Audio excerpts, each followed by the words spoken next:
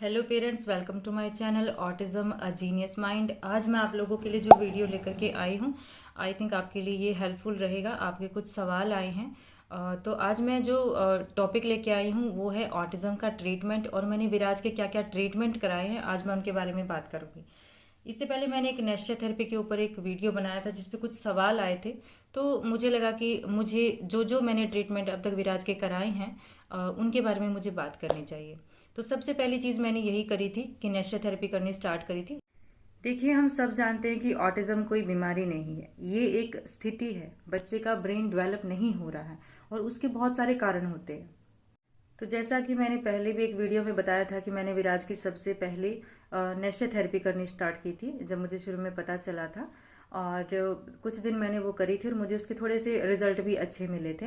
हालांकि शुरुआत में ज़्यादा कुछ समझ आता नहीं है क्योंकि बच्चे में इतनी ज़्यादा प्रॉब्लम होती है कि हमें उतनी ज़्यादा जल्दी रिजल्ट नहीं समझ आते हैं।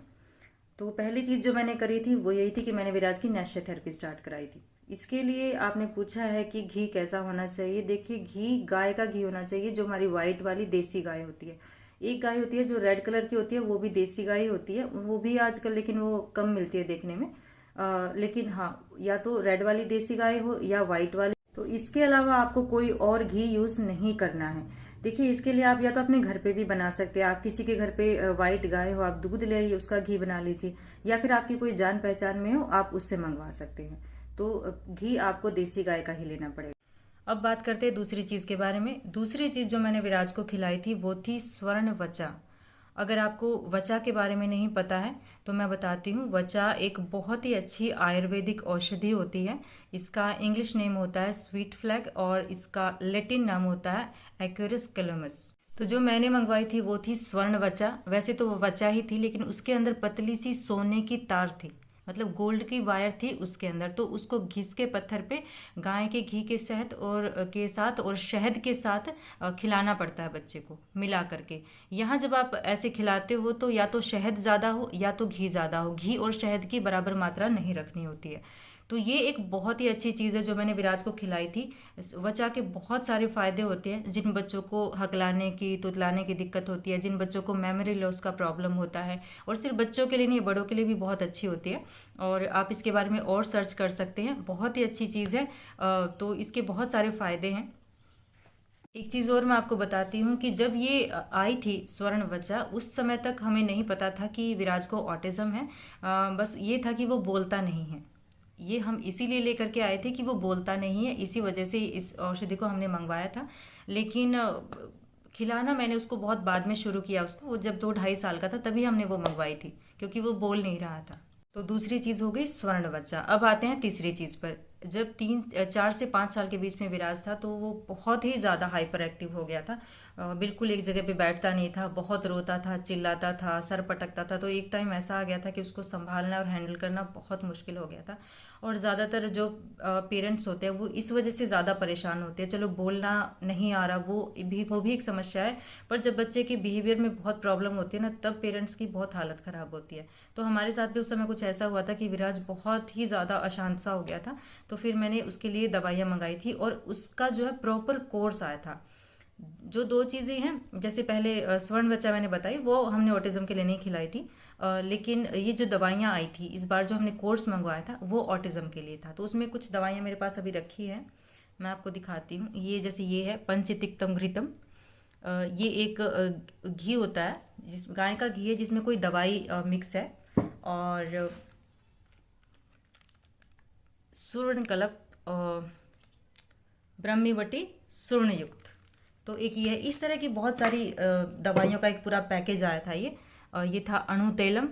ये कुछ ही पड़ी है मेरे पास अभी, क्योंकि जब ये आई थी और विराज को मैंने खिलाना शुरू किया था, इसमें और भी चीज़ थी, जैसे ब्रह्मीवटी थी और गुडूची घनवटी थी, और भी बहुत सारी दवाइयाँ इसमें थी। कुछ कई तरह के पाउडर थे, रजत भस्म थी, स्वर्ण भस्म थी। तो इस तरह से बहुत सारा एक बड़ा पैकेज था। देखिए, इनकी क्वांटिटी बहुत ज़्यादा होती है।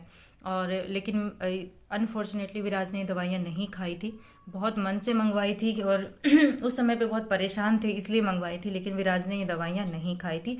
तो जो तीसरी चीज़ थी, ये पूरा पैकेज मैंने दवाइयों का मंगवाया था, 1 महीने का कोर्स था। ये सिर्फ इतनी ही नहीं थी, और भी बहुत सारी थी। मेरे पास ये कुछ ही है अभी, क्योंकि पता नहीं कहाँ रखी है। कुछ मैंने खा भी ली है, जैसे गुडुची घनवटी मैंने खा ली थी, मेरे हाथों में थोड़ी प्रॉब्लम हो गई थी एक बार। तो तीसरी जो चीज़ थी वो मैंने प्रॉपर एक कोर्स मंगवाया था, वो विराज ने नहीं खाया था। तो ये जो है ऑटिज्म का इलाज है, ये आयुर्वेद में प्रॉपर। लेकिन अगर आपका बच्चा दवाइयाँ खा लेता है, आयुर्वेदिक दवाइयाँ खा लेता है तो बहुत अच्छी बात है। लेकिन अगर नहीं खा पाता है तो फिर कोई फायदा। देखिए, हम सोचते हैं कि आयुर्वेद में ऑटिज्म का इलाज कैसे है। तो आयुर्वेद एक सिद्धांत पे काम करता है। आयुर्वेद कभी भी किसी बीमारी को बीमारी की तरह नहीं देखता है। आयुर्वेद मानता है कि हमारी बॉडी की 3 प्रकृति होती है, वात, पित्त और कफ।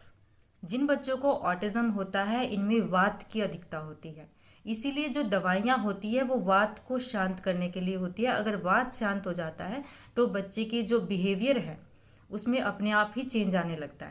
तो चलिए, 3 चीज़ें हो गई। अब मैं आपको बताती हूँ फोर्थ जो ट्रीटमेंट हमने विराज का कराया था, तो वो हमने कराया था होम्योपैथी से। ठीक है, उसकी भी मेरे पास कुछ दवाइयाँ पड़ी हैं, क्योंकि उन्होंने कहा था कि जब आप होम्योपैथी की दवाई बच्चे को खिला रहे हैं तब आप उसको कोई और दवाई नहीं खिलाओगे। तो बीच में एक बार ऐसा हुआ कि विराज को कॉन्स्टिपेशन का बहुत ज़्यादा प्रॉब्लम हो गया था और हमें विराज को मजबूरी में बाकी दवाइयाँ खिलानी पड़ी। तो हमें उसकी जो ये कोर्स था उसको रोकना पड़ा था। ये इस तरह की कुछ दवाइयाँ आई थी, और ये दवाइयाँ बहुत अच्छी होती है, खाने में मीठी होती है, बच्चा बड़ा खुश होकर खाता है, मांग के खाता है। ये दवाइयाँ हमने विराज को 6 तो ठीक है। हाइपर एक्टिविटी सारी ज़िंदगी के लिए नहीं होती है। ज़्यादातर बच्चे 6 साल के बाद शांत होने स्टार्ट हो जाते हैं। और ज़्यादातर जो बच्चे होते हैं, जो मतलब कुछ बच्चे ऐसे भी होते हैं जो 12 साल की उम्र के बाद हर बच्चा शांत हो जाता है। ठीक है, हाइपर एक्टिविटी ज़्यादातर 12 साल की उम्र तक रहती है। तो अपने बच्चों का ध्यान रखिए। मैं ये भी कह रही हूँ कि आप मेरे कहने से भी मत खिलाइए। ये जो चीज़ें मैंने दिखाई है, मैंने सिर्फ आपको एक गाइडेंस के लिए बताया है ये। ठीक है, तो मैं नहीं कह रही कि आप मेरे कहने से खिलाइए। आप किसी अच्छे से डॉक्टर के पास जाइए, होम्योपैथी और आयुर्वेदिक किसी अच्छे से डॉक्टर के पास जाइए और अपने बच्चे को दिखाइए, और अपने अपना हर चीज़ को क्रॉस चेक कीजिए और उसके बाद ये चीज़ कीजिए। मैं सिर्फ आपके साथ अपने एक्सपीरियंस बांट रही हूँ। हो सकता है कि आपको किसी चीज़ से कोई फ़ायदा हो जाए। Thank you.